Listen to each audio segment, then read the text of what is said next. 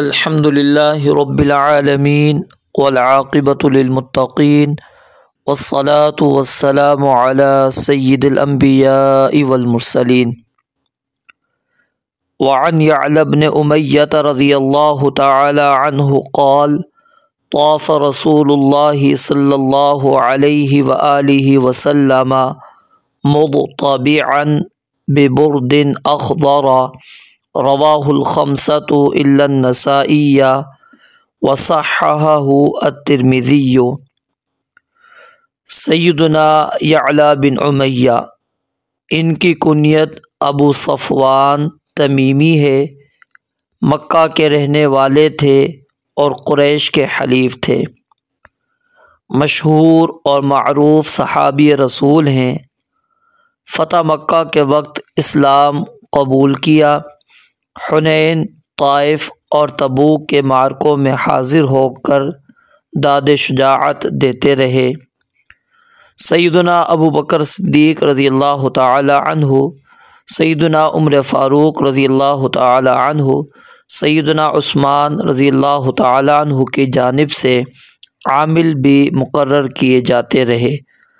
تقریباً 50 سال کی عمر تک حیات رہے۔ تو سیدنا یعلی بن امیہ رضی اللہ تعالی عنہ سے روایت ہے، قال فرماتے ہیں طاف رسول اللہ صلی اللہ علیہ وآلہ وسلم، طواف کیا رسول اللہ صلی اللہ علیہ وآلہ وسلم نے، مضطبعا اضطباع کے انداز میں۔ اضطباع کس کو کہتے ہیں کہ اپنی چادر کے درمیانی حصے کو اپنی دائیں بغل کے نیچے کر کے اس کے دونوں کنارے بائیں کندھے پر ڈال لینا۔ اس طرح کیا ہوتا ہے کہ دایاں کندھا ننگا رہتا ہے، تو یعنی دائیں بغل سے نکال کر بائیں کندھے پر ڈال دینا۔ تو اس طرح کیفیت کے اندر رسول اللہ صلی اللہ علیہ وسلم نے اپنی چادر کو کیا۔ طاف رسول اللہ صلی اللہ علیہ وآلہ وسلم، نبی مکرم صلی اللہ علیہ وسلم نے طواف کیا بیت اللہ کا، مضطبعا اضطباع کے انداز میں، ببرد اخضر سبز چادر میں، سبز چادر میں۔ اس حدیث کو ائمہ خمسہ نے روایت کیا ہے سوائے امام نسائی رحمۃ اللہ علیہ کے، اور امام ترمذی رحمۃ اللہ علیہ نے اس کو صحیح قرار دیا ہے۔ شیخ حافظ زبیر علی زئی رحمۃ اللہ علیہ، انہوں نے اس حدیث کو سند کے اعتبار سے ضعیف قرار دیا ہے، اور سنن ابن ماجہ کی تحقیق میں انہوں نے سنداً ضعیف قرار دینے کے بعد یہ جملہ لکھا ہے کہ سنن بیہقی کی روایت اس سے کفایت کرتی ہے۔ دیگر محققین نے اس روایت کو صحیح، حسن اور قوی قرار دیا ہے۔ تو بہرحال یہ روایت سنداً ضعیف ہونے کے باوجود دیگر شواہد اور متابعات کی بنا پر قابل عمل اور قابل حجت ہے۔ اضطباع سب سے پہلے عمرۃ القضاء میں کیا گیا، کیونکہ اس وقت مشرکین کو یہ بتانا مقصود تھا کہ مسلمان جسمانی اور بدنی طور پر کمزور نہیں ہیں۔ اس کے بعد سیدنا عبداللہ بن عباس رضی اللہ تعالی عنہما کے قول کے مطابق رمل اور اضطباع دونوں ہمیشہ کے لیے مسنون قرار پائے۔ اب اس طرح کے لباس کے علاوہ مردوں کے لیے دوسرے کسی بھی طرز کا لباس پہننا جائز نہیں، اور یہ اضطباع صرف طواف قدوم کے اندر مسنون ہے۔ اور اس کے اندر پھر اختلاف یہ موجود ہے کہ کیا یہ صرف پہلے 3 چکروں کے اندر ہے یا مکمل 7 چکروں میں؟ یہ مکمل 7 چکروں کے اندر ہی ہے، بہتر یہی ہے۔ اور طواف مکمل کرنے کے بعد 2 رکعتیں پڑھتے وقت دونوں کندھوں کو ڈھانک لینا چاہیے۔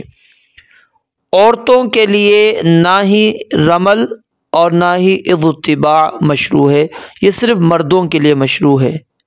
اور احرام کے لیے لازمی نہیں ہے کہ چادر سفید ہی ہو، دوسرے رنگ کے کپڑے بھی جائز ہیں، صرف زرد رنگ کا کپڑا وہ ناپسندیدہ ہے، سفید افضل اور مستحب ہے۔ یہاں پر رسول اللہ صلی اللہ علیہ وسلم نے سبز چادر آپ نے طواف احرام کے طور پر باندھی ہوئی تھی اور آپ نے اس طرح اپنا طواف مکمل کیا، تو یعنی سفید سے ہٹ کر یہ کیا گیا۔ تو بہرحال اتباع صرف کیا ہے، وہ پہلے طواف قدوم کے اندر ہم نے کرنا ہے، باقی طوافوں کے اندر نہیں کرنا۔ یہ مسئلہ یہاں پر اچھی طرح سمجھ لیں۔ وعن انس رضی اللہ تعالی عنہ قال، سیدنا انس بن مالک رضی اللہ تعالی عنہ سے روایت ہے، بیان فرماتے ہیں، کانا تھے یحل منا المحل، تلبیہ پڑھتے ہم میں سے تلبیہ پڑھنے والے، فلا ينکر علیہ، پس اس پر کوئی نکیر نہیں کی جاتی تھی، وَيُكَبِّرُ مِنَّا الْمُكَبِّرُ، اور ہم میں سے تکبیر پڑھنے والا تکبیر پڑھتا، اللہ اکبر پڑھتا، فلا ينکر علیہ، تو اس کے اوپر بھی کوئی نکیر نہیں کی جاتی تھی۔ متفق علیہ، یہ بخاری اور مسلم کی روایت ہے۔ اس حدیث مبارکہ میں منا سے عرفات جانے کی کیفیت کا تذکرہ ہے، یعنی یہ اس بات کی دلیل ہے کہ اس مقام پر تلبیہ کی جگہ پر تکبیر بھی کہنا صحیح اور درست ہے۔ تو اس لیے سیدنا انس کہتے ہیں، ہم میں سے کوئی بندہ تلبیہ پڑھتا تو تلبیہ پڑھنے والے پر نکیر، تو یہ تو بالکل واضح ہے کیونکہ اس نے تلبیہ ہی پڑھنا ہے۔ تو تکبیر کے بارے میں بھی وہ کیا بیان کرتے ہیں کہ جو ہم میں سے تکبیر پڑھتا تو اس کے اوپر بھی کوئی نکیر نہیں کرتا تھا۔ مطلب اس کے اندر یہاں پر جواز اس چیز کا مل جاتا ہے کہ جب آپ منا سے عرفات جا رہے ہوں تو اس وقت آپ تلبیہ اور تکبیر دونوں پڑھ سکتے ہیں۔ وعن ابن عباس رضی اللہ تعالی عنہما قال، سیدنا عبداللہ ابن عباس رضی اللہ تعالی عنہما سے روایت ہے، قال، فرماتے ہیں، بعثنی، بھیجا مجھے، رسول اللہ صلی اللہ علیہ وآلہ وسلم نے، فی الثقل، الثقل کس کو کہتے ہیں؟ سامان مسافر، مسافر کا جو سامان ہے اس کو۔ بعثنی، نبی مکرم علیہ الصلاۃ والسلام نے مجھے بھیجا، فی الثقل، بوجھ میں، او یا پھر راوی کہتے ہیں، قال، انہوں نے کہا، فی الضعفۃ، کمزور افرادوں میں، کمزور افرادوں میں، یعنی اس سے مراد خواتین، بچے اور خادم وغیرہ ہیں۔ من جمع، مزدلفہ سے، جمع کس کو کہتے ہیں؟ مزدلفہ، مزدلفہ سے منا کی طرف جانے کے لیے بھیجا، بلیل، رات کے وقت، بلیل، رات کے وقت۔ متفق علیہ، یہ بخاری اور مسلم کی روایت ہے۔ بلوغ المرام کے بعض مطبوعہ نسخوں میں اس روایت کے بعد مصادر کا ذکر نہیں ہے، اور اس کے بعد والی روایت کے بعد دونوں روایات کو بخاری اور مسلم کی طرف منسوب کر دیا گیا ہے، اور جبکہ بعض نسخوں میں ہر روایت کے بعد بخاری اور مسلم ذکر ہے۔ تو یہاں سے کیا مسئلہ نکلا؟ اس حدیث سے یہ مسئلہ نکلا کہ کمزور حضرات، ٹھیک ہے، اور اسی طرح وہ خواتین اور اسی طرح بچے، وہ مزدلفہ میں پوری رات گزارے بغیر ہی منا کی جانب اگر روانہ ہونا چاہیں تو ان کے لیے رخصت موجود ہے، اور باقی لوگوں کے لیے مزدلفہ سے نماز فجر سے پہلے روانہ ہونا جائز نہیں ہے۔ اور یہ کمزور اور ضعیف لوگ، یعنی یہ خواتین، بچے، مرد، مریض، یہ لوگ کیوں جائیں گے پہلے؟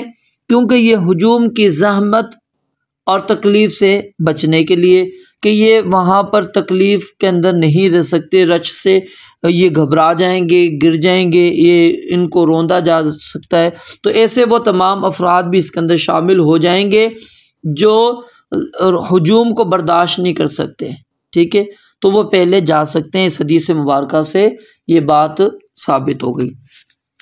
وعن عائشہ رضی اللہ تعالی عنہا قالت، سیدہ عائشہ صدیقہ رضی اللہ تعالی عنہا سے روایت ہے، فرماتی ہیں استأذنت سودۃ رسول اللہ صلی اللہ علیہ وسلم، سیدہ سودا بنت زمعہ بن عبد شمس قرشیہ عامریہ، یہ امہات المؤمنین میں سے ہیں۔ مکہ مکرمہ ہی میں ابتدائی دور میں اسلام قبول کیا اور اپنے خاوند کے ساتھ دوسری ہجرت حبشہ میں بھی شریک ہوئیں۔ ان کے خاوند وہاں پر فوت ہو گئے تو رسول اللہ صلی اللہ علیہ وآلہ وسلم نے ان سے نکاح کر لیا، اور سیدہ خدیجہ رضی اللہ تعالی عنہا کی وفات کے بعد اور سیدہ عائشہ صدیقہ رضی اللہ تعالی عنہا کے نکاح سے پہلے مکہ میں ان کے ساتھ وظیفہ زوجیت بھی ادا کیا، اور 55 ہجری میں سیدہ سودا رضی اللہ تعالی عنہا کا انتقال ہو گیا۔ تو بیان کرتی ہیں سیدہ عائشہ صدیقہ رضی اللہ تعالی عنہا کہ استأذنت سودۃ رسول اللہ صلی اللہ علیہ وآلہ وسلم، کہ سیدہ سودا رضی اللہ تعالی عنہا نے نبی مکرم صلی اللہ علیہ وآلہ وسلم سے اجازت طلب کی لیلۃ مزدلفہ کی رات، ان تدفع قبلہ، کہ وہ صبح ہونے سے پہلے وہ جانا چاہتی ہیں۔ وکانت، اور وہ تھیں ثبیطۃ، بھاری جسم، ثبیطۃ بھاری جسم والی، یعنی ثقیلۃ، فأذن لها، تو نبی مکرم علیہ الصلاۃ والسلام نے ان کو اجازت دے دی۔ متفق علیہ، بخاری اور مسلم کی روایت ہے۔ تو اس حدیث مبارکہ سے بھی یہی مسئلہ ثابت ہو گیا کہ بیماری اور جسمانی کمزوری کے علاوہ جو بھاری بھرکم جسم ہے یہ بھی معذوری کے اندر شامل ہے۔ تو ایسے حاجی کو بھی مزدلفہ میں پوری رات گزارے بغیر منی کی طرف جانے کی رخصت اور اجازت موجود ہے، وہ جا سکتے ہیں۔ تو ان دونوں روایات سے کیا بات ثابت ہو گئی کہ جو کمزور ہیں یا فربہ بدن ہیں وہ جمرہ عقبہ کے مقام پر لوگوں کی بھیڑ سے نبرد آزما نہیں ہو سکتے، تو وہ رات ہی کو مزدلفہ سے روانہ ہو سکتے ہیں، اور جب وہ رات کو ہی مزدلفہ سے روانہ ہو سکتے ہیں تو پھر کنکریاں بھی مار سکتے ہیں، ٹھیک ہے، تو کنکریاں مارنے میں بھی وہ کوئی ممانعت نہیں، کیونکہ وجہ کیا ہے کہ ان کو رات کو بھیجنے کا مقصد ہی یہی ہے تاکہ وہ جا کے کنکریاں ماریں، اور رات مزدلفہ کے اندر گزارنا یہ لازم ہے، ضروری ہے۔ تو نبی علیہ الصلوۃ والسلام ایک فرض کو چھڑوا رہے ہیں تو اگلے فرض کی کیا اجازت نہیں ہوگی؟ اجازت ہے، اگلی روایات کے اندر آپ یہ چیزیں پڑھ لیں گے۔ اب یہ جو لیلن کے لفظ ہیں نا، یہ لفظ کیا ہے؟ مبہم ہے، تو بعض علماء نے اس کو آدھی رات کے ساتھ مقید کیا ہے، اور بعض نے اس کو جب چاند غائب ہو جاتا ہے اس پر محمول کیا ہے، اور یہ سیدہ اسماء بنت ابی بکر رضی اللہ تعالی عنہا کی حدیث کے مطابق ہے، کیونکہ وہ چاند کے غائب ہو جانے کا انتظار کرتی تھی، اور جب چاند غائب ہو جاتا تھا تو پھر وہ مزدلفہ کی طرف چل پڑتی تھی۔ تو یہ بھی ایک قول علماء کا موجود ہے کہ یہ بھی اولا ہے۔ تو حدیث کے ظاہر سے یہی بات معلوم ہوتی ہے کہ یہ لوگ جمرہ پر پہنچتے ہی کیا کر لیتے تھے؟ رمی کر لیا کرتے تھے، کیونکہ رمی کے لیے ہی تو مزدلفہ سے پہلے چلے ہیں۔ تو جب ان کمزور لوگوں کو رمی کی خاطر اگر ہم کہیں کہ جی رمی ادھر جا کر آپ نے نہیں کرنی، تو پھر مزدلفہ میں رات کیوں نہیں پھر ان کو گزارنے دی گئی؟ وہاں پر پھر رات گزارتے۔ تو یہ ایک واجبات حج کو چھوڑا جائے اور دوسرے کی اجازت نہ ملے تو فائدہ نہیں ہے۔ تو وہی چیز ہے جو میں نے آپ کو بتا دی کہ بہتر کیا ہے کہ ایسے لوگ پہلے چلے جائیں اور جا کے وہ کنکری مار لیں۔ وعن ابن عباس رضی اللہ تعالی عنہما، سیدنا عبداللہ ابن عباس رضی اللہ تعالی عنہما سے روایت ہے، قال فرماتے ہیں، قال لنا رسول اللہ صلی اللہ علیہ وسلم، ہمیں رسول اللہ صلی اللہ علیہ وآلہ وسلم نے ارشاد فرمایا، لا ترموا الجمرۃ، تم جمرہ عقبہ اس کو رمی نہ کرو، کنکری نہ مارو، حتی تطلع الشمس، یہاں تک کہ سورج کیا ہو جائے، طلوع ہو جائے، یعنی طلوع آفتاب سے پہلے کنکریاں نہ مارو۔ رواہ الخمسۃ الا النسائی، اس حدیث کو ائمہ خمسہ نے روایت کیا ہے سوائے امام نسائی رحمۃ اللہ علیہ کے۔ وفیہ انقطاع، اور اس کی سند کے اندر کیا ہے، انقطاع موجود ہے۔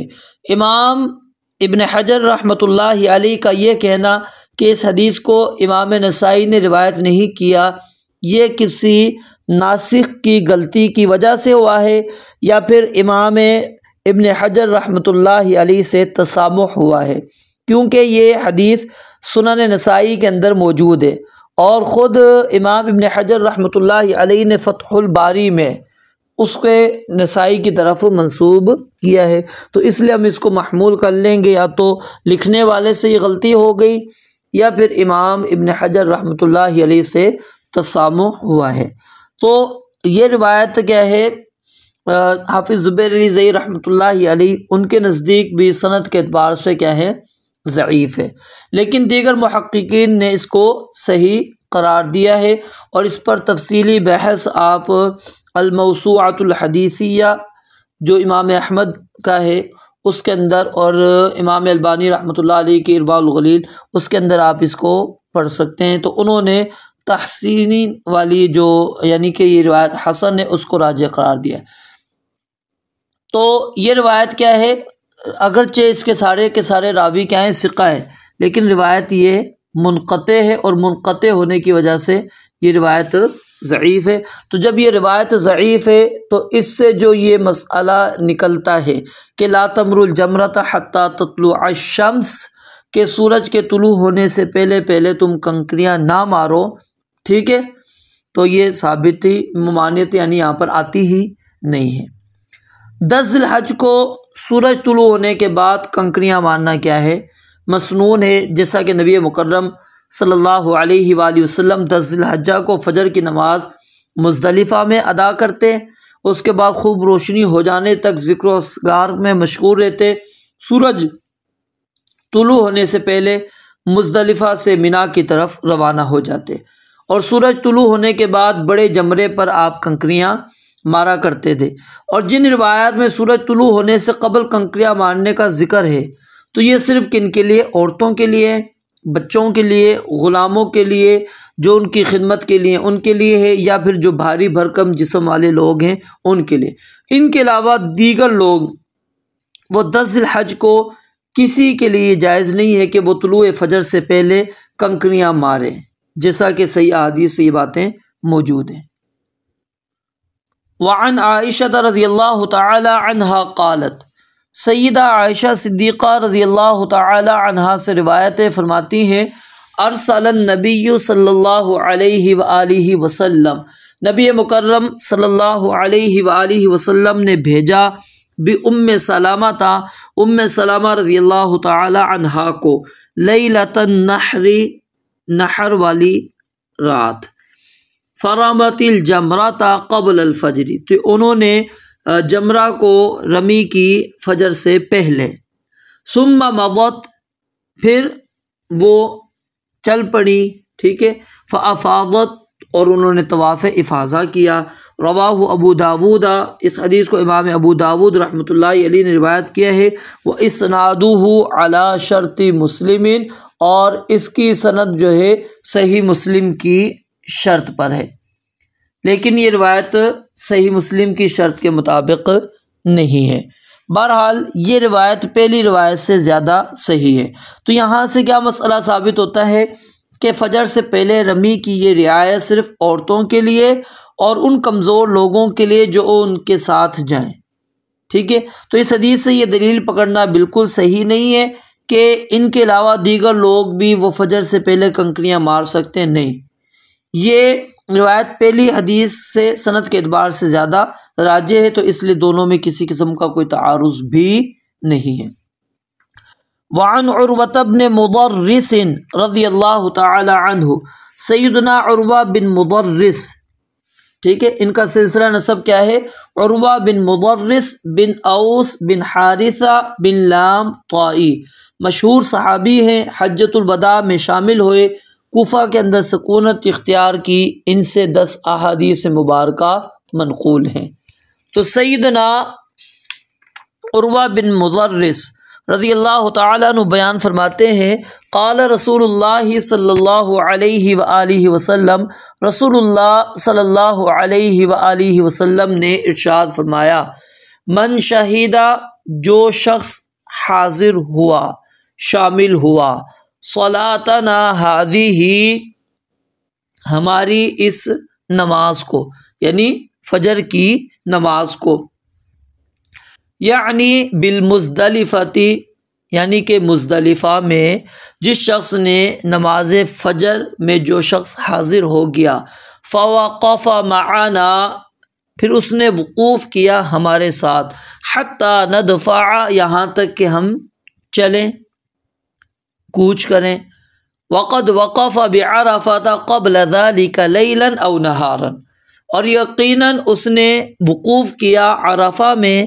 اس سے پہلے رات یا دن، فقد تم حجہ، تو یقیناً اس کا حج مکمل ہو گیا، یعنی حج کا ایک بڑا حصہ مکمل اس نے کر لیا، وقضا تفثہ، اور اس نے اپنی میل کچیل کو دور کر لیا۔ رواہ الخمسہ، تو اس حدیث کو ائمہ خمسہ نے روایت کیا ہے، اور امام ترمذی رحمۃ اللہ علیہ نے اور امام ابن خزیمہ رحمۃ اللہ علیہ نے اس کو صحیح قرار دیا ہے۔ اس حدیث مبارکہ کے اندر جو مسئلہ موجود ہے وہ مسئلہ کیا ہے کہ جو شخص نماز فجر سے پہلے نماز فجر سے پہلے یا پھر جو ہے نماز فجر کے وقت مزدلفہ پہنچ گیا، تو سمجھ لو اس نے مزدلفہ کے وقوف کو پا لیا، وگرنہ نہیں۔ اب اس حدیث کا جو اصل ہے پس منظر وہ ذرا سمجھ لیں۔ اس کا جو ابتدائی حصہ ہے وہ کیا ہے کہ عروہ بن مضرس رضی اللہ تعالیٰ عنہ بیان کرتے ہیں کہ میں نبی علیہ الصلوۃ والسلام کے پاس مزدلفہ میں اس وقت پہنچا جب آپ نماز کے لیے تشریف لے جا رہے تھے۔ میں نے عرض کیا کہ میں طی کے 2 پہاڑوں سے آ رہا ہوں، میں نے اپنی سواری کو دوڑا کر تھکا دیا ہے اور اپنے نفس کو مشقت میں مبتلا کیا ہے، اور اللہ کی قسم میں نے کوئی ٹیلہ یا پہاڑ ایسا نہیں چھوڑا کہ جس پر وقوف نہ کیا ہو، سب ٹیلوں پر وقوف کیا ہے، تو کیا میرا حج ہو گیا؟ پھر نبی علیہ الصلوۃ والسلام نے یہ بات بیان فرمائی کہ من شہید صلاتنا ہذہ، یعنی بالمزدلفہ، فوقف معنا حتی ندفع، اور فقد عرف بعرفۃ قبل ذلك لیلا او نہارا فقد تم حجہ وقضا تفثہ۔ تو یہ حدیث اس بات کی دلیل ہے کہ جو شخص طلوع فجر کے بعد مزدلفہ پہنچے، ٹھیک ہے، لیکن نماز فجر کے وقت میں پہنچ جائے، جس وقت میں نبی علیہ الصلوۃ والسلام نے نماز فجر ادا کی تھی، تو اس پر پھر کچھ بھی نہیں آئے گا، کیونکہ نبی علیہ الصلوۃ والسلام نے ایسے شخص کے بارے میں فرمایا کہ فقد تم حجہ، اور وقد وقف بعرفۃ قبل ذلك لیلا او نہارا۔ ان کلمات سے علماء حنابلہ نے یہ استدلال کیا ہے کہ جو شخص زوال سے قبل بھی وقوف عرفہ کر لے، چاہے وہ زوال تک نہ رکے، تو کہتے ہیں اس کا حج مکمل ہو گیا، اور ان علماء کا استدلال ہے لفظ لیلاً او نہارن کے عموم سے۔ البتہ کہتے ہیں اس پر دم آئے گا، لیکن جمہور علماء اس کے خلاف ہیں، ان کا کہنا ہے کہ او نہارن سے مراد وقت وقوف ہے جو زوال کے بعد ہی ہوتا ہے۔ چنانچہ اگر کوئی زوال سے قبل وقوف کر کے مغرب کے بعد مزدلفہ جا پہنچا اور شب وہاں گزاری، تو حنابلہ کے نزدیک اس کا حج صحیح ہوگا اور اس پر دم آئے گا، لیکن جمہور علماء کے نزدیک وقوف عرفہ کے فوت ہو جانے کی بنا پر اس کا حج کیا ہو گیا؟ شمار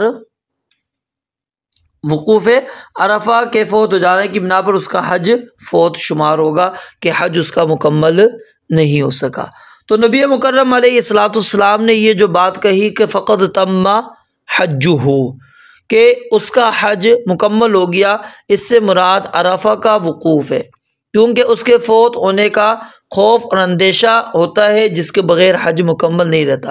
اور وقضا تفثہ سے مراد کیا ہے کہ اس نے اپنے مناسک حج ادا کر لیے۔ اب تفث اصل میں ان کاموں کو کہتے ہیں جنہیں محرم سر کے بال منڈوانے یا کٹوانے کے بعد وہ حلال ہونے کے موقع پر کرتا ہے، جیسے اونٹوں کی قربانی یا دیگر سارے مناسک حج کی ادائیگی، تو یہ سارے کے سارے اس کے اندر مراد ہیں۔ تو بہرحال کیا ہے، حج کی ادائیگی کے لیے مقررہ وقت پر عرفات کی حاضری بھی ضروری ہے، وقوف عرفہ بھی ضروری ہے، اور مزدلفہ کے اندر رات کا کچھ لمحہ گزارنا بھی ضروری ہے۔ تو یہ چیز یہاں سے واضح ہو گئی۔ وعن عمر رضی اللہ تعالی عنہ قال، سیدنا عمر رضی اللہ تعالی عنہ سے روایت ہے، قال فرماتے ہیں، ان المشرکین، بے شک مشرک لوگ، کانوا لا یفیضون، وہ واپس نہیں لوٹتے تھے، حتی تطلع الشمس، یہاں تک کہ سورج طلوع ہو جاتا۔ نبی علیہ السلام سورج کے طلوع ہونے سے پہلے نکلتے اور وہ سورج کے طلوع ہونے کے بعد۔ وَيَقُولُونَ، اور وہ کہا کرتے تھے، اشرق سبیر، اے سبیر پہاڑ روشن ہو جا۔ سبیر یہ مشہور و معروف پہاڑ مکہ کے بڑے عظیم پہاڑوں میں اس کا شمار ہوتا ہے۔ قبیلہ حذیل کا ایک شخص تھا جس کا نام سبیر تھا، اس کو اس پہاڑ کے اوپر دفن کیا گیا، اس کی طرف اس کی نسبت ہے۔ اشرق یعنی واضح ہو جا، خوب سامنے نظر آ، روشن ہو جا، سبیر اے سبیر پہاڑ۔ وَإِنَّ النَّبِيَّ صلی اللہ علیہ وسلم خالفہم، اور نبی مکرم علیہ الصلوۃ والسلام نے ان کی مخالفت کی۔ یہاں پر غور کریں گے تو بات سمجھ میں آ جائے گی کہ رسول اللہ صلی اللہ علیہ وسلم نے ان کی اس عمل میں مخالفت کی۔ آپ نے سورج کے طلوع ہونے سے پہلے آپ وہاں سے نکل پڑتے منا کی طرف۔ فَأَفَاضَ قَبْلَ أَن تَطْلُعَ الشَّمْسُ، تو نبی علیہ الصلوۃ والسلام نے کوچ کیا، آپ لوٹے سورج کے طلوع ہونے سے پہلے۔ رواہ البخاری، اس حدیث کو امام بخاری رحمۃ اللہ علیہ نے روایت کیا ہے۔ تو یہاں سے کیا مسئلہ ملتا ہے ہمیں کہ مزدلفہ سے واپسی طلوع آفتاب سے پہلے روشنی میں ہونی ہے۔ جو طلوع آفتاب تک وہاں پر وقوف نہ کر سکا، اس کا وقوف کیا ہو جائے گا، پھر فوت ہو جائے گا، اس کا وقوف نہیں ہوا۔ رب العالمین سے دعا ہے اللہ تعالیٰ سمجھنے عمل کرنے کی توفیق عطا فرمائے۔ وآخر دعوانا الحمد للہ رب العالمین۔